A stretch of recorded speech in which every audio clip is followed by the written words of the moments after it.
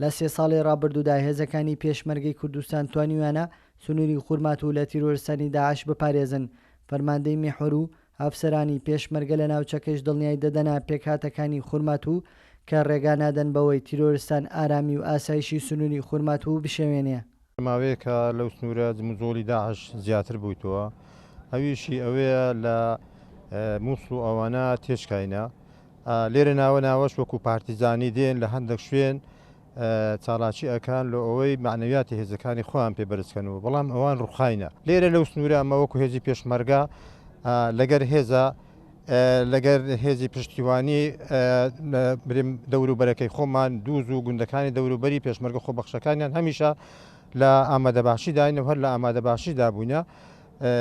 ئەوەی کە ئێستاش من ئەبینم جموجۆڵەکەیان زیاد بووە، بەڵام پێشمەرگەش لە حاڵەتی ئامادەباشیدایە بە هیمەتی فەرماندە و پێشمەرگەکان توانیتەن زۆر بەباشی هەم سنوورەکە پارێزن و هەم ئەشی پارێزنە خەڵکەکە دڵنیاکەینەوە کە سنوورەکە بەباشیە پارێزی. لە ڕووی پارتیزانی شەگەوان بیانەوەی پارتیزانی بکەن، ئەمە لە پارتیزانی ئەوان لە ژیداکی خۆبوون و چێمە پارتیزانیمانە کرد و دەور تەجروبی پارتیزانیمان زۆر بەقەوتە و زۆر بەهێزە و خۆشمان لە هەموو ئەگەرەکان حازر کردیا.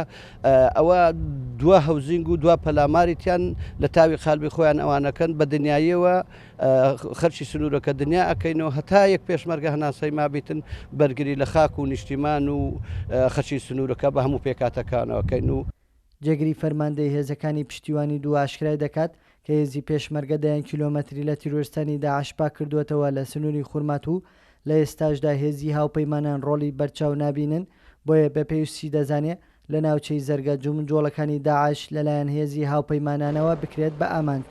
دووچە لە ساڵانی پێشوو کە شەڕەکانی داعش بوو لەم ناوچەیە تواندرا بە هێزی پێشمەرگەوە بە هەموو توانایەکەوە ئەم ناوچانە تا زەرگە و جسری زەرگە و ئاوەکە منتیقەکە پاک کرێتەوە لە هێزەکانی داعش و دەورێکی باشی بینی هێزی پێشمەرگە لەم سنوورە بە تەنها خۆی بوو بەبێ هاوپەیمانان بوو بەبێ ئیمکانێتێکی واش زۆرمان لە بەردەسان نەبوو کاتی خۆی بەس دوایەوە هاوپەیمانان هاتن.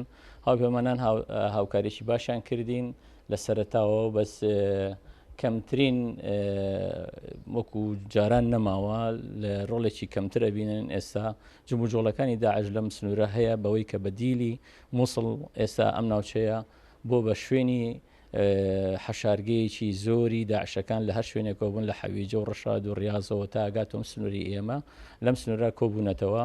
ئەگەر هاوپەیمانان هاوکاریی باش کە توانای لێدانیان باش بێت لانەیە بە تاوەتی بنبرم بکردن لەم ناوچەیە. فەرماندە مەیدانەکانی میحوەری سێ خورمات و ئاشکرای دەکەن داعش لە پاشکستەکانی لە مووسڵ بەرەو حەویجە و حەوزەی حەمرین و زەرگا کشاوەتەوە و زیادبوونی جموجۆڵەکانیشیان وای کردووە هێزەکانی پێشمەرگە زیاتر چاوکراوە بن و بەردەوام پیلانەکانی داعش شکست پێ بهێنن. نیگەرانیشن لەوەی هێزەکانی هاوپەیمانان کە لە دوومانگی ڕابردوودا ڕۆڵی کەمیان بینیوە لە بردومانی تیرۆریستانی داعش لە ناوچەی زەرگا. کاروان حەبیب، کوردسات، نیوز، میحوەری خورمات و